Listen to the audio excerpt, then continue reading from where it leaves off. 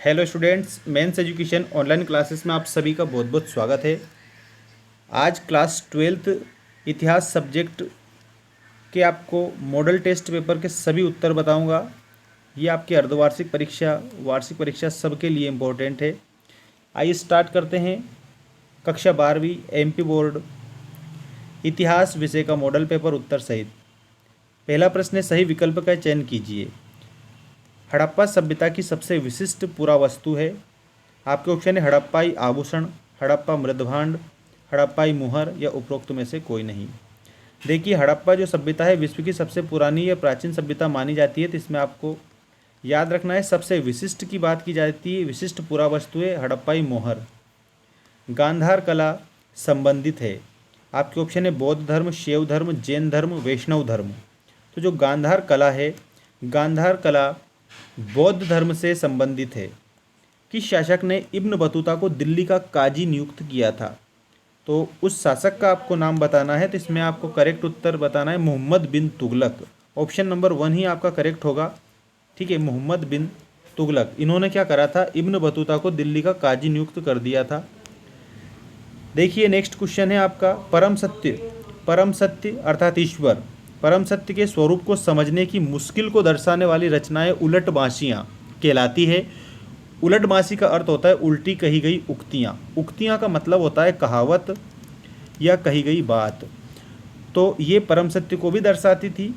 तो ये किसके द्वारा लिखी गई थी, किसके द्वारा रची गई थी, ऐसे बताना है किसके द्वारा रची गई थी। ठीक है, तो ऑप्शन है आपका रैदास, गुरु नानक जी, मीराबाई या कबीर। तो उलटबांसियाँ थी कबीरदास की। अभी आपकी सामान्य जानकारी के लिए एक बात मैं बता दूं, कबीरदास का जो प्रतिनिधि ग्रंथ है वो बीजक नाम से जाना जाता है। कबीरदास जी निर्गुण भक्ति शाखा के कवि थे। निर्गुण भक्ति शाखा के कवि थे। बीजक में इनकी 3 रचनाएं आती है। पहली तो है साखी, दूसरी है सबद, और सबद के बाद में आता है रमेनी। तो साखी, सबद, रमेनी ये इनकी रचना है। और ये तीनों रचनाएं का जो संकलन है वो बीजक में किया गया है। तो याद रखना आप सभी अच्छे से, हिंदी में पूछा जाता है वो, लेकिन यहाँ पर इतिहास में भी हमारे कबीरदास की जो रचनाएं हैं उससे हमें अनेक प्रकार की जानकारी मिलती है, इसलिए इतिहास में भी हमें कबीरदास जी देखने को मिलते हैं। देखिए, इसके बाद नेक्स्ट क्वेश्चन, भारतीय राष्ट्रीय कांग्रेस ने पूर्ण स्वराज्य अथवा पूर्ण स्वतंत्रता की घोषणा कौन से वार्षिक अधिवेशन में की थी? पूर्ण स्वराज्य का अर्थ होता है पूरी तरह से आज़ादी।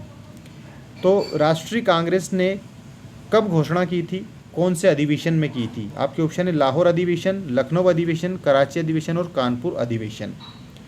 तो आपका इसमें करेक्ट उत्तर होगा लाहौर अधिवेशन, क्योंकि लाहौर अधिवेशन में जो राष्ट्रीय कांग्रेस थी उसने पूर्णतः स्वराज्य या पूर्ण स्वतंत्रता की घोषणा की थी।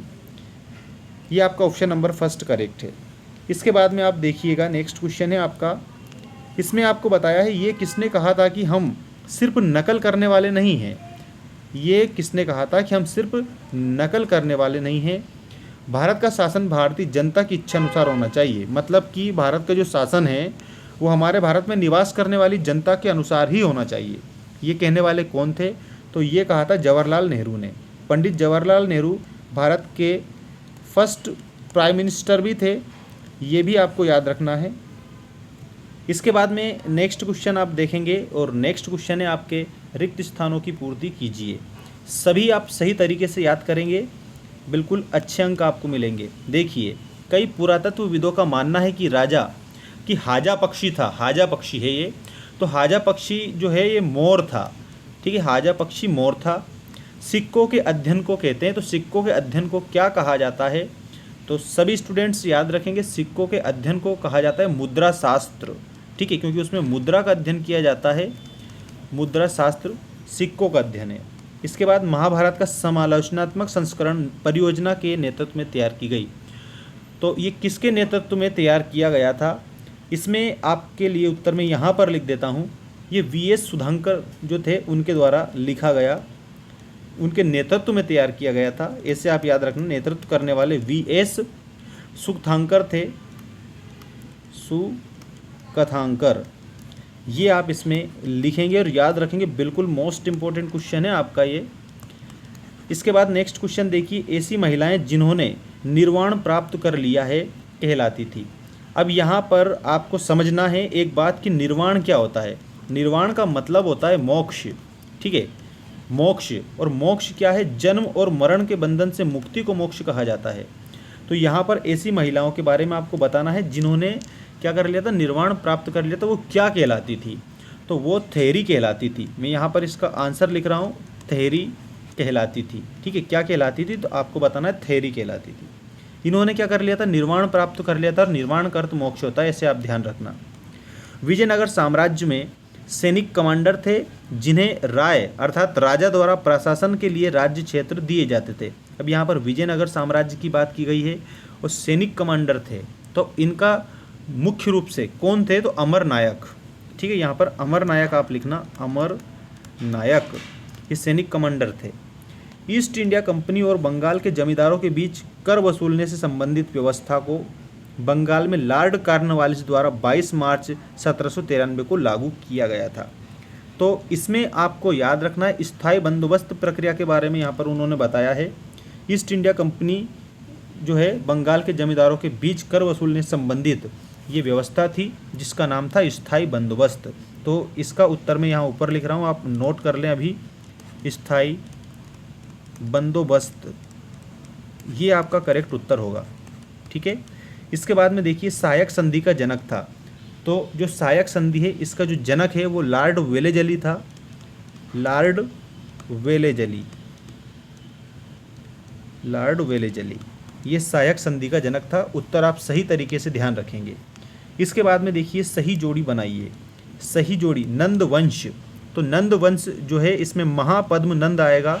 इसके आगे ऑप्शन नंबर द वाला करेक्ट करेंगे जो कि यहाँ पर लिखा है महापद्म नंद। कुषाण राजा, तो कुषाण राजा जो है इनमें कौन थे? तो कुषाण राजा ये देवपुत्र थे, ये आप ये देख सकते हैं देवपुत्र। रिहला, तो जो रिहला है इसके बारे में आपको बताना, ये इब्न बतूता था। कौन था? इब्न बतूता से रिलेटेड है ये बात। Travels in the Mughal empire, travels in the Mughal empire ये फ्रांसीसी बर्नियर के द्वारा लिखी गई थी, याद रखना, फ्रांसिस बर्नियर। मिल्कियत, मिल्कियत जो है ये व्यक्तिगत जमीन मिल्कियत कहलाती थी। तो इसमें आपका ऑप्शन नंबर सा करेक्ट होगा, ठीक है। इसके बाद में आप देखिएगा हासिल, हासिल इसमें आपको क्या लिखना है? तो ये वसूली गई जो रकम होती है जो कि इसी के जस्ट सामने दे रखा है, इसको हासिल कहा जाता है, वसूली गई जमीन। अब इसके बाद में एक शब्द या एक वाक्य में उत्तर दीजिए वाले, और उसके बाद हम सत्य असत्य लिखेंगे और अच्छे से याद करेंगे। हड़प्पा सभ्यता में किस पशु की पूजा की जाती थी?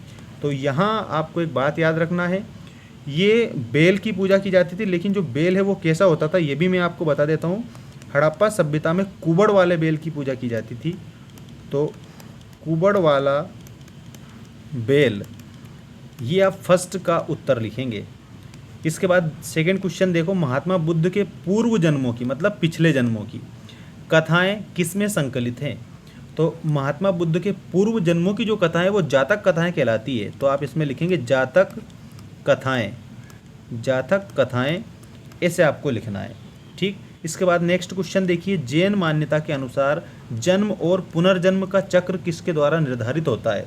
जन्म और पुनर्जन्म का चक्र किसके द्वारा निर्धारित होता है? तो ये होता है कर्म के द्वारा। किसके अनुसार? जैन मान्यता के अनुसार। तो आप उत्तर लिखना कर्म के द्वारा। कर्म के द्वारा क्या होता है? तो जन्म होता है और पुनर्जन्म होता है। ये मान्यता किसकी है? ये जैनियों की मान्यता है। इसके बाद में 1800 ईस्वी में हम्पी के भग्नावशेष, हम्पी के भग्नावशेष, भग्नावशेष मतलब जो बचे खुचे अवशेष है, टूटे फूटे अवशेष है, इन्हें भग्नावशेष कहा जाता है। तो हम्पी के भग्नावशेष किस पुराविद द्वारा प्रकाश में लाए गए थे? मतलब किस पुरातत्ववेत्ता के द्वारा प्रकाश में लाए गए थे? तो इसमें आपको याद रखना है कर्नल कालिन मैकेंजी, कर्नल कालिन मैकेंजी के द्वारा लाए गए थे, मैकेंजी, ठीक है। ये कौन थे? तो ये थे पुराविद, पुराविद, या फिर हम इन्हें पुरातत्ववेत्ता भी कह सकते हैं। इसके बाद नेक्स्ट क्वेश्चन है, जोतदार की ज़मीन पर खेती करने वाले किसान क्या कहलाते थे? तो जोतदार की जो ज़मीन जो है उस पर खेती करने वाले जो किसान है वो बटाईदार कहलाते थे। तो आप इसमें लिखना बटाईदार, बटाईदार कहलाते थे।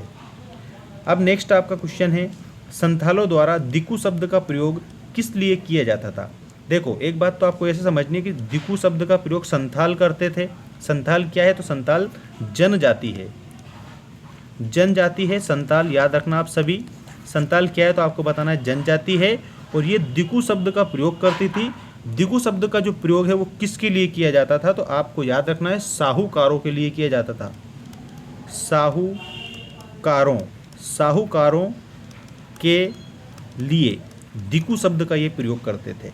इसके बाद में महात्मा गांधी और भीमराव अंबेडकर के बीच में 1932 में कौन सा समझौता हुआ था, तो ये हुआ था पूना पैक्ट, पूना समझौता, पूना पैक्ट। पैक्ट का अर्थ होता है समझौता, ठीक है। इस प्रकार से आप इसे याद रखेंगे। और किस किस के बीच में हुआ था पूना पैक्ट, तो महात्मा गांधी और भीमराव अंबेडकर के बीच में। कब हुआ था, 1932 में हुआ था। अब देखिए नेक्स्ट क्वेश्चन है आपका, निम्नलिखित प्रश्नों के उत्तर सत्य असत्य के रूप में आप बताइए। फर्स्ट देखिए, सिंधु घाटी सभ्यता में सड़कें तथा गलियां एक दूसरे को समकोण पर काटती थी, तो यहाँ पर आपको बताना है सत्य, बिल्कुल एक दूसरे को समकोण पर काटती थी, पहला सही है। संस्कृत भाषा में स्तूप का अर्थ टीला होता है, तो बिल्कुल आपको ये भी सत्य बताना है, क्योंकि स्तूप का अर्थ टीला ही होता है।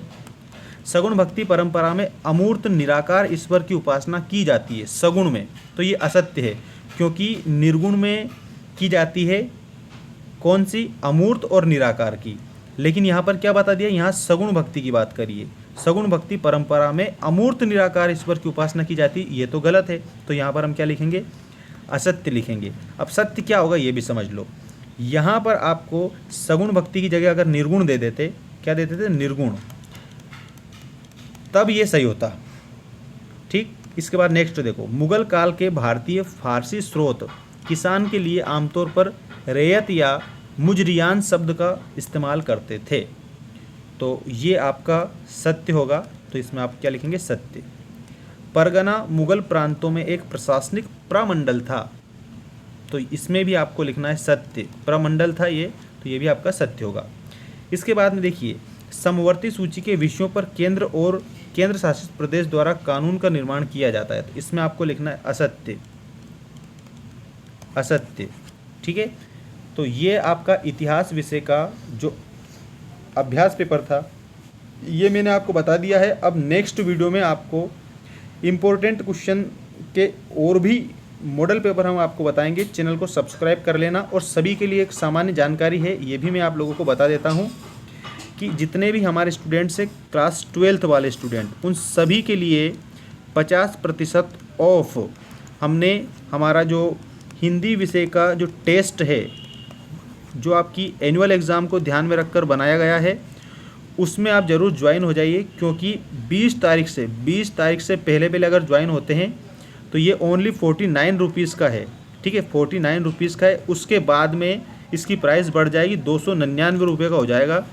इसकी लिंक मैं डिस्क्रिप्शन में दे दूंगा, तो इसके माध्यम से आप ऐप डाउनलोड करके और उस कोर्स को भी परचेस कर सकते हैं। और अगर आपने अभी तक हमारा ऐप डाउनलोड नहीं करा है तो उसको आप जल्दी से जल्दी डाउनलोड करिए। वहाँ पर आपको सभी कोर्स बिल्कुल 100% सही तरीके से रिसर्चेबल वे में और आपको अच्छे से अच्छे अंक मिले, इस हेतु वहाँ पर हमने बना रखा है। तो वहाँ पर भी आप जाके परचेस कर सकते हैं। Thanks for watching, take care all of you.